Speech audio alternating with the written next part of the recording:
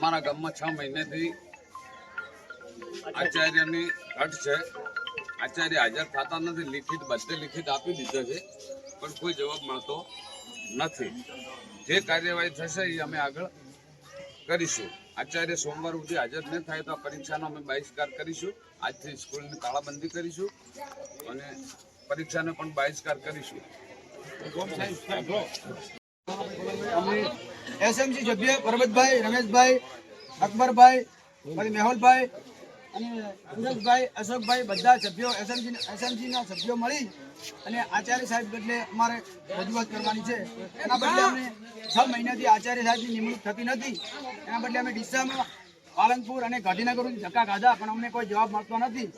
એના બદલે અમે બધા લોકો ગામના 300 લોકો ભેગા થઈ આના બદલે પ્રશ્ન ઉઠાવ્યો છે. તો આચાર્યની નિમણૂક થાય એના બદલે તાત્કાલિક સોમવાર સુધી અમને જવાબ મળે. જો જવાબ નહીં મળે તો સ્કૂલ બંધ કરવાની અમે તૈયારી દર્શાવી છે અને સોમવારથી સ્કૂલને તાળા લાગશે. હવે અમારી બધા ગામ લોકોને જો આચાર્ય સાહેબની નિમણૂક નહીં થાય તો નિમણૂક થશે તો અમારે કઈ આગળ કાર્યવાહી કરવી નથી. નિમણૂક નહીં થાય તો સ્કૂલને સોમવારથી તાળા મારશું. ભાઈઓની મારી માગણી એક જ છે કે મારા આચાર્ય જોઈએ. અમારા છોકરોનું ભાવિ 6 મહિનાથી અંધાર પડશે અને કુમરૂ ગામના સ્કૂલનો કોઈ પણ વિકાસ થતો નથી આચાર્ય વગર. એટલે કોઈ પણ ભોગે અમારે આચાર્ય જોઈએ. અને આજે અમે તાળાબંધીનો કાર્યક્રમ રાખેલ છે. એટલે હવે આ સ્કૂલમાં અમે તાળો મારવાનો છે. સોમવારે અમારે છોકરાની પરીક્ષા ચાલુ થાય છે. તેમ છતાં અમે બધા અધિકારીને દોડવા છતાં અમારે કોઈ એનો રિઝલ્ટ મળ્યું નથી. એટલે છેવટે અમે ગળે આવી અને હવે તાળાબંધીનો કાર્યક્રમ રાખેલ છે. બરાબર. મારું નામ છે ભૂરાભાઈ મસુરભાઈ. હું પમરૂનો વતની છું.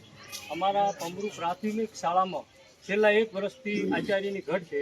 અમે ડીસા તાલુકામાં જે આનો લાગતા વળગતા અધિકારીઓને રજૂઆત કરી, જિલ્લામાં કરી, ગાંધીનગર રજૂઆત કરી, અમારા ધારાસભ્યને રજૂઆત કરી, છતાં પણ કોઈ અમને આચાર્ય આપતું નથી. આજે ગામના છોકરા છે, આજુબાજુના છોકરા ગામમાં ખૂબ આવે છે, બધા ગરીબ છે, નેટ કરીને ફી ભરે છે. અમે પરીક્ષા ભીડાઈ રહી છે.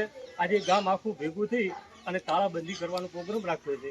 અને એમ છતાંય જો સરકાર અમને પ્રિન્સિપલ નહીં આપે તો અમે ઉગ્ર આંદોલન કરીશું, તલવાર યાત્રા કાઢીશું, ડીસામાં કાઢીશું, જિલ્લામાં કાઢીશું અને પાટનગરમાં પણ કાઢીશું.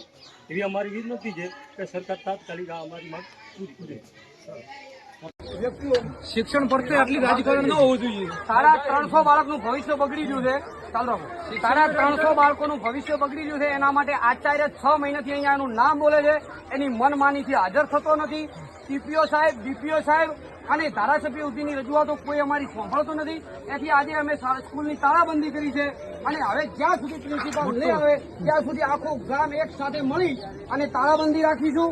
અને આચાર્ય આવશે ત્યાંથી જ શાળા ખોલાઈશું. પરીક્ષા હોવા છતાં ભવિષ્ય છોકરાનું અંધારામાં મૂકીને પણ પ્રિન્સિપાલ માટે અમે લડીએ છીએ. તો 6 મહિનાથી અમારી રજૂઆત કોઈ સાંભળી નથી, ત્યારે અમે આ પગલું ભરીએ છીએ.